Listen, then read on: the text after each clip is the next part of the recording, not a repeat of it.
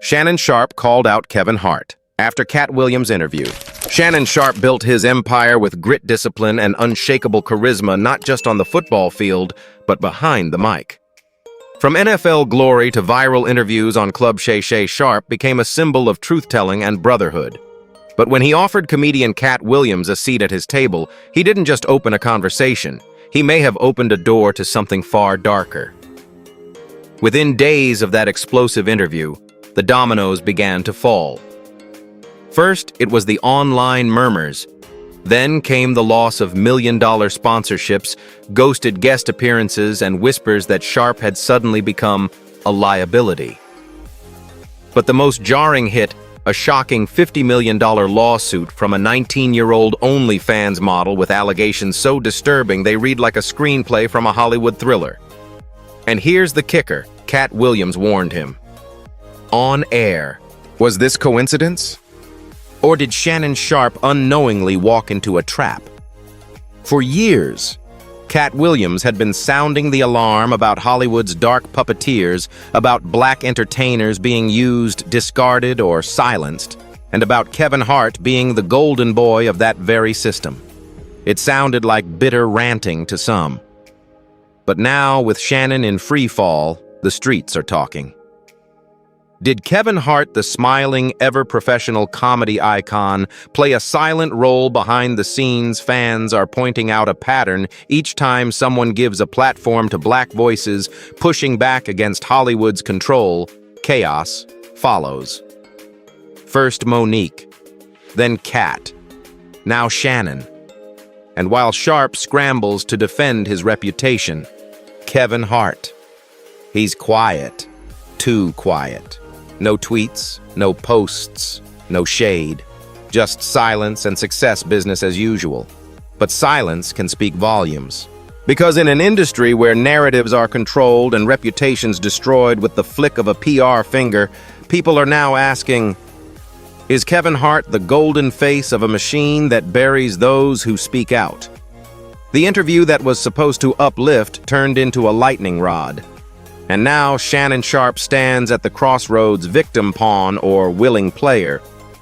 Whatever the truth is, it's no longer just about him.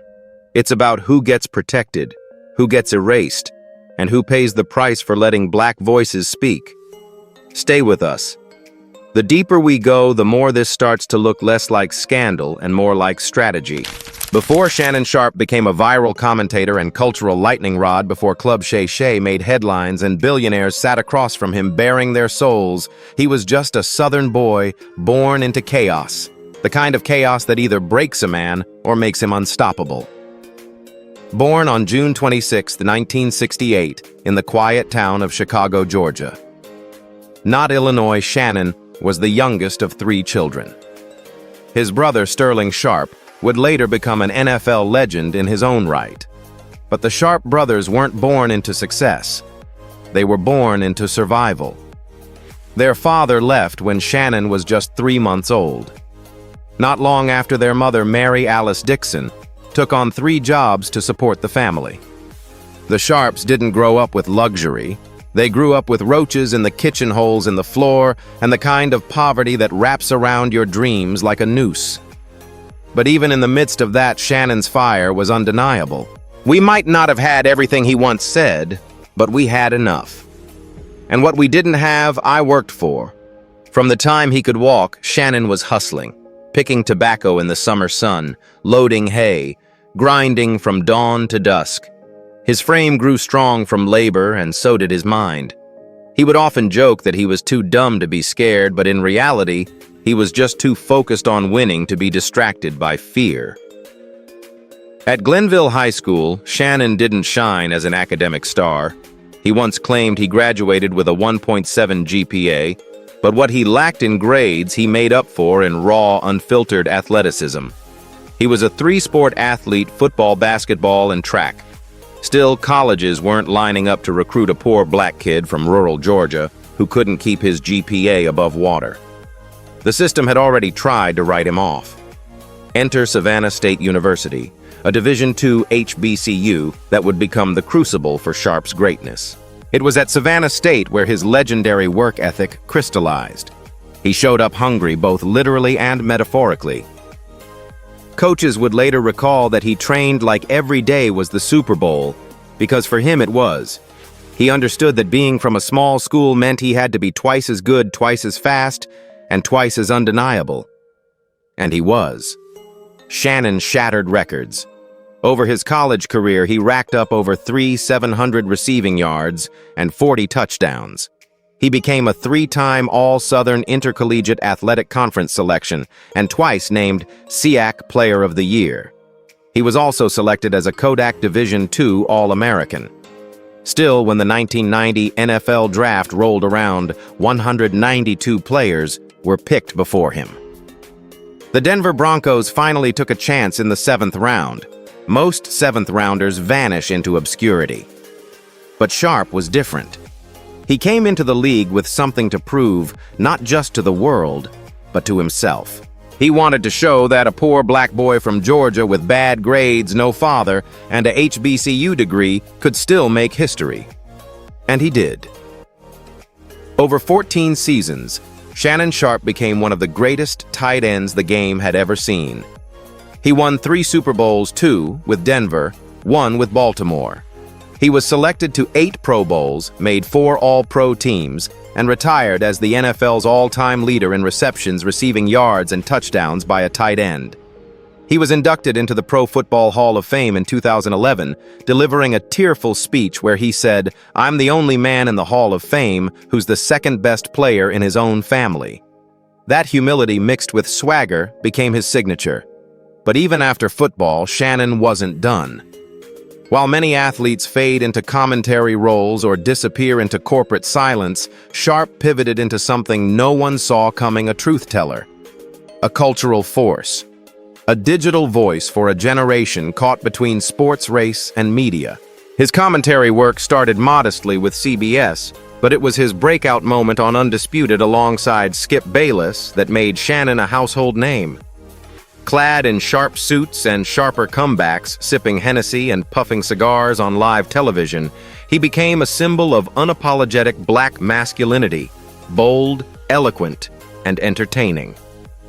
But that didn't come without cost.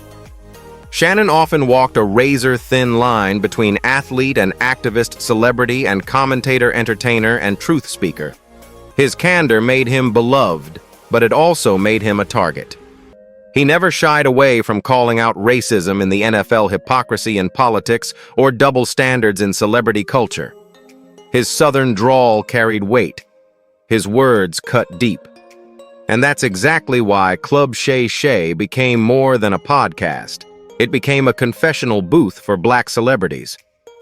When stars like Deion Sanders, Steve Harvey, and Chad Ochocinco Johnson sat across from Shannon, they weren't giving interviews.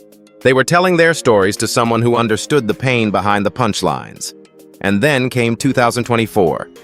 When Shannon invited Katt Williams onto Club Shay, it wasn't just another guest appearance. It was a cultural moment. A comedian long silenced by rumors, rejected by studios, and mocked by the media, finally given a seat at the table to speak uncensored. What followed was not only the most viral interview of the year, but possibly the most dangerous for Sharpe. Because in telling Katt's truth, Shannon may have unearthed a silent war in Hollywood, one he wasn't prepared to fight. A few weeks later, a $50 million lawsuit dropped. Sponsors vanished. A rumored $100 million media deal dissolved like smoke. And whispers began circling, not about guilt, but about timing, about patterns, about power. And in all of it, one name kept surfacing: Kevin Hart. To understand how Sharpe landed in the crosshairs of something much bigger than himself, you have to understand where he came from. A man who worked for every inch.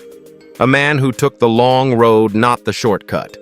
A man who believes that loyalty, honesty, and truth-telling matter, even if it costs him everything. But here's the thing about men like Shannon Sharpe. They've already lost everything before. As a boy, he was raised in a world where survival was a privilege, not a guarantee. So now, standing in the eye of a public storm, Shannon doesn't flinch. He's been here before, just under different lights in different rooms against different odds. Shannon Sharpe didn't just rise, he transformed. And in doing so, he redefined what it means to be a black man in American media. When he retired from the NFL in 2003 after 14 grueling seasons, many expected him to slip into the usual post-career fade, pop up occasionally on ESPN, maybe write a book, ride the wave of nostalgia. But Sharpe had other plans. He wasn't interested in fading away. He was just getting started. Initially, his transition into broadcasting was rocky. He joined the NFL Today on CBS, where his commentary was often boxed into the expected game analysis, highlight breakdowns, locker room talk.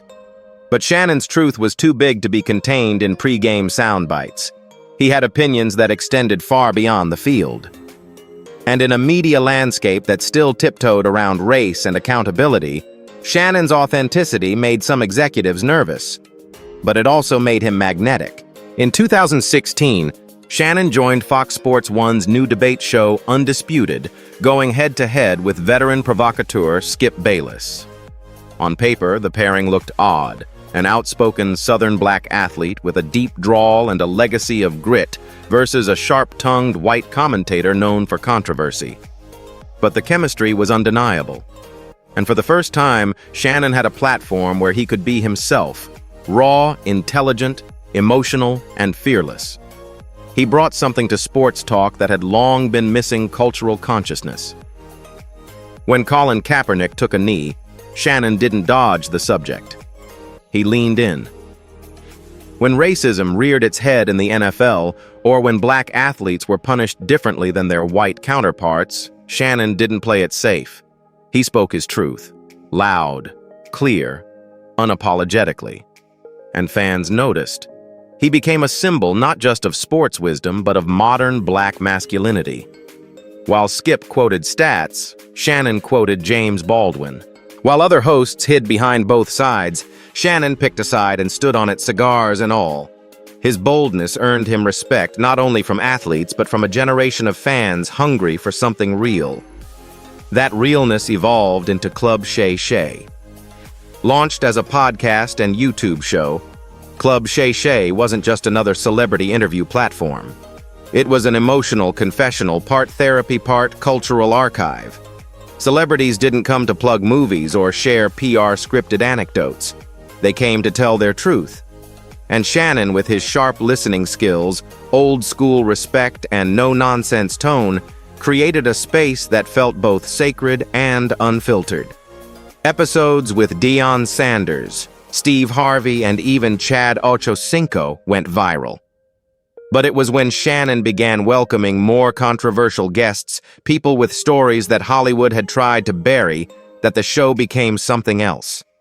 It became dangerous. When Monique came on and spoke about being blackballed by Oprah Tyler Perry, and Lee Daniels fans were stunned. Shannon let her speak uninterrupted. No spin, no pushback, just truth. And it shook the industry. That's when eyes started turning not just viewers, but insiders. Because Shannon wasn't just creating entertainment. He was amplifying voices that had been strategically silenced. Voices that, when given a microphone, exposed uncomfortable truths about race power and exploitation in the entertainment world. But nothing could prepare the world for what happened when Katt Williams sat down across from him. It started quietly, just another promo post, just another guest. But the moment Katt's episode dropped, it detonated like a bomb. Katt Williams had long been considered a loose cannon, a comic genius with a habit of imploding. But during the Club Shay interview, he was focused, sharp, and deadly. He didn't ramble, he didn't clown. He named names, and the biggest name he dropped was Kevin Hart. He accused Kevin of being a plant, a carefully engineered product of Hollywood designed to replace more outspoken, less controllable black voices. He implied that Kevin's rise came not from merit, but from manipulation, that his ascent coincided with the fall of others, including Katt himself. And then, without even realizing it, Shannon Sharpe was no longer the host. He was the target. Because by sitting across from Katt, by letting those words breathe, by not jumping in to defend Kevin or play Hollywood mediator, Shannon had taken a side. And that side wasn't safe. Within weeks, the consequences came hard and fast. Shannon's rumored $100 million media deal reportedly with a major streaming platform stalled. Sponsors pulled out. Collaborations vanished. Rumors swirled. And then came the hammer, a $50 million lawsuit from Gabriela Zuniga, a 19-year-old OnlyFans model who accused Shannon of a string of disturbing actions that painted him in the darkest possible light. On paper, it looked damning. But in context, it looked strategic. The timing was too perfect. The allegations too explosive. The background of the accuser too connected. Jaguar Wright, a controversial figure in her own right, came forward with claims that Gabriela was tied to elite Hollywood circles, even hinting at links to actress Daphne Zuniga. Suddenly, the story wasn't just about Shannon's alleged misconduct. It was about who was pulling the strings behind it. Kevin Hart, meanwhile, remained silent.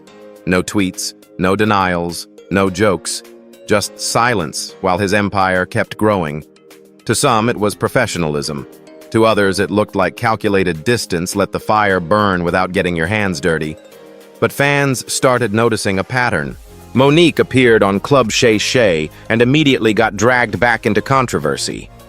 Katt Williams aired decades of secrets. And suddenly, Shannon found himself in court. And now, people were wondering, is this just coincidence? Or is someone making examples out of the truth-tellers? Because behind all the laughs and brand deals, Kevin Hart is more than a comedian. He's a mogul, a machine. He's tied into every level of Hollywood studios, streaming services, brands, production houses. And if a whisper in the right ear could derail a $100 million deal, what happens when that whisper turns into a campaign? But here's what separates Shannon Sharpe from the rest. He doesn't run.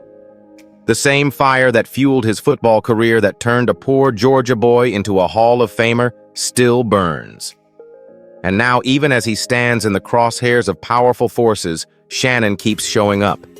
He keeps filming, keeps asking questions, keeps opening his platform to voices who've been silenced. He may not be trending on every red carpet, but he's become something far more valuable, a symbol. A symbol of what happens when a black man dares to platform truth in an industry built on illusion. Shannon Sharpe didn't just rise to fame, he earned it. Not by playing nice, but by refusing to be anything other than himself. Whether in cleats or custom suits on the field or behind a mic, Shannon's rise wasn't scripted, it was fought for. Success never comes without a shadow. And in the case of Shannon Sharpe, that shadow now stretches across billion-dollar studios, elite Hollywood boardrooms, and the unspoken power structures that decide who gets a voice and who gets silenced. What started as an innocent sit-down between a sports legend and a comedian quickly turned into a war zone. Shannon thought he was giving Katt Williams a platform. What he really gave him was a grenade, and when it exploded, Shannon was caught in the blast. But let's be honest, the signs were already there. For years, Shannon Sharpe had been pushing boundaries, straddling the line between sports media and cultural commentary.